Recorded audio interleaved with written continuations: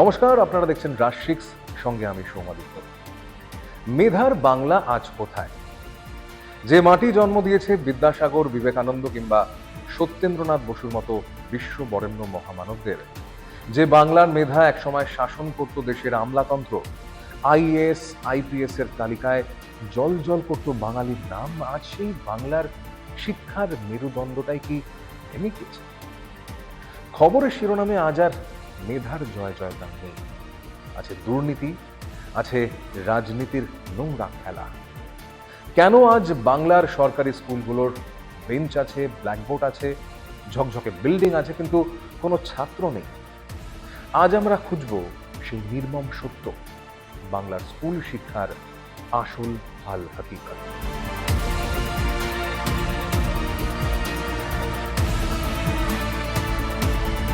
অনেকেই মনে করেন বাংলার শিক্ষা ব্যবস্থার এই বিপর্যয় একেবারে রাতারাতি হয়ে গিয়েছে, কিন্তু সত্যিটা হলো এই ক্ষতের শুরুটা বহু বছর আগেই হয়েছিল, বাম আমলে।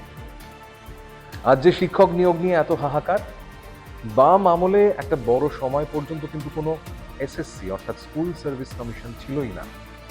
নিয়োগের সর্বেসর্বা ছিল স্কুলের ম্যানেজিং কমিটি, আর যেখানেই কমিটির হাতে ক্ষমতা সেখানেই ঢুকে পড়েছিল স্বজন পোষণ আর রাজনৈতিক আনুগত্য।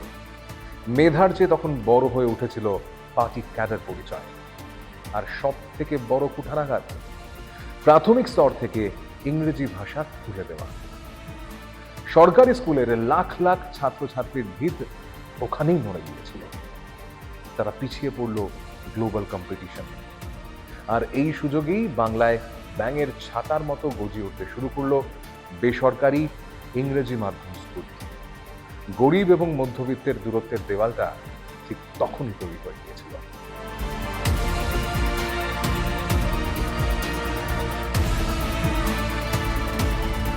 বামেদের তৈরি করা সেই ক্ষতে নতুন করে আরো আঘাত এলো পরবর্তী শাসনে। পরিবর্তন হলো, কিন্তু শিক্ষার গুণমানের নয়, অবনমনের। তৃণমূলের আমলে শিক্ষা ব্যবস্থার শিরদাঁড়াটাই কার্যত কোথাও যেন ভেঙে ফেলা হলো। এই অভিযোগ বারবার উঠেছে। যেমন ধরুন, নো ডিটেনশন বা পাশ ফেল তুলে দেওয়ার নীতি। শুনতে ভালো লাগলেও আদতে তা শিক্ষার্থীদের নৈতিক এবং পড়াশোনার মানসিকতাকে ধ্বংস করে দিল। পরীক্ষা নেই, তাই ফেলের কোনো ভয় নেই, ফলে শেখার আগ্রহ তলানিতে ঠেকল। আজ আজ পরিস্থিতি কি? আমাদের প্রতিনিধি যখন কলকাতার বুকে ঘুরে দেখলো বাস্তব চিত্রটা, তখন চোখ কপালে ওঠার জোগাড়।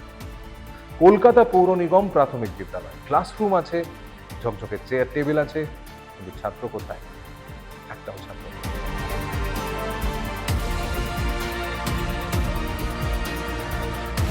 এই বিদ্যালয়ে কয়েক বছর আগে অবধি প্রচুর ছাত্রছাত্রীরা পড়াশোনা করেছে। এই বিদ্যালয়ে মূলত স্থানীয় এবং পিছিয়ে পড়া গোষ্ঠীর যারা শিশু, তাদের জন্য এই বিদ্যালয়। তবে স্থানীয়দের অভিযোগ, গত কয়েক বছর ধরে এই বিদ্যালয়ে ছাত্রছাত্রীর সংখ্যা একেবারে কমে এসেছে। কিছু কিছু জন অভিযোগ করেছে নগণ্য বলা যেতে পারে, মানে তারা কোনো ছাত্রছাত্রী এখানে আসতে কিংবা পড়াশোনা করতে দেখেনি না। মাঝে মাঝে হলেও সেই সংখ্যাটা খুবই কম। তবে কিছু বছর আগে অবধি এই চিত্র ছিল না। এখনকার দিনে সমস্ত গার্জিয়ান চায় যে তার বাচ্চার মিনিমাম একটা ইংলিশ মিডিয়াম স্কুলে যাক। সবাই ওই প্রাইভেট স্কুলটা যেহেতু পয়সা নিয়ে ওরা পড়ায়, তাদের ভ্যালুটা বেশি, তো এখানে দেয়। সেখানে আমরা যথেষ্ট ডাকতে যাই, বলি যে ফ্রি ড্রেস আছে, খাবার দাবার, মিড ডে মিল আছে, কিন্তু যদি না আসে সেখানে তো আর কিছু আমাদের আর কিছু করার নেই। আমরা কিন্তু ভিজিটে যাই এবং তাদেরকে যথেষ্ট বোঝানোর চেষ্টা করি। পরিকাঠামো সবই আছে।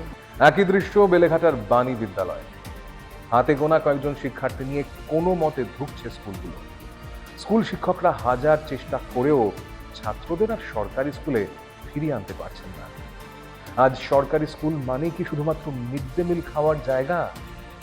পড়াশোনা কি তবে ওখান থেকে বিদায় নিয়েছে?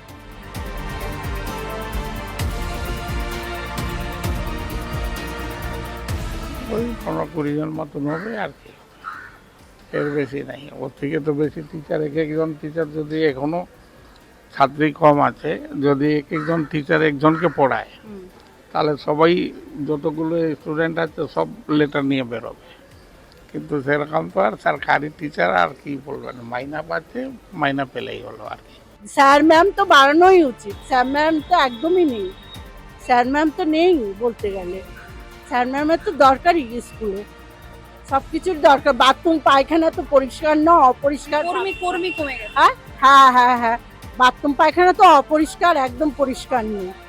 বাংলায় আবার পালাবদল হয়েছে, এসেছে নতুন সরকার, আর সরকার এসেই আশ্বাস দিয়েছে বাংলার শিক্ষার হারানো গৌরব তারা ফিরিয়ে আনবে। ভালো কথা, কিন্তু প্রশ্ন এখানেই, রাষ্ট্রিক্সের দর্শক হিসেবে আপনার কি মনে হয় শুধুমাত্র স্কুলের বিল্ডিং রং করলে, চকমকে পরিকাঠামো বানালে কিংবা শিক্ষকদের বেতন বাড়ালেই কি ক্লাসরুমে ছাত্ররা ফিরবে? হারিয়ে যাওয়া মেধা কি আবার ফিরে আসবে? না, প্রয়োজন হলো কঠোর পর্যবেক্ষণের, প্রয়োজন শিক্ষাক্ষেত্র থেকে রাজনীতির রং সম্পূর্ণ মুছে ফেলা। বায়োমেট্রিক হাজিরা থেকে শুরু করে পড়াশোনার মান যাচাই করার জন্য একটা নিরপেক্ষ মনিটরিং সিস্টেম আজ সময়ের দাবি। বাংলার মাটির মেধা মরে যায়নি, তাকে রাজনৈতিক স্বার্থে মেরে ফেলা হয়েছিল। নতুন সরকার কি পারবে এই ভাঙা শিরদাঁড়াকে সোজা করতে, নাকি এটাও আরো একটা রাজনৈতিক প্রতিশ্রুতি হয়ে থেকে যাবে? আপনার কি মনে হয় বাংলার সরকারি স্কুলের এই অবস্থার জন্য আসলে দায়ী কে? কমেন্ট বক্সে আপনার মতামত জানান। ভিডিওটি ভালো লাগলে লাইক করুন এবং বন্ধুদের সাথে শেয়ার করে এই জরুরি আলোচনাটি সবার কাছে পৌঁছে দেন।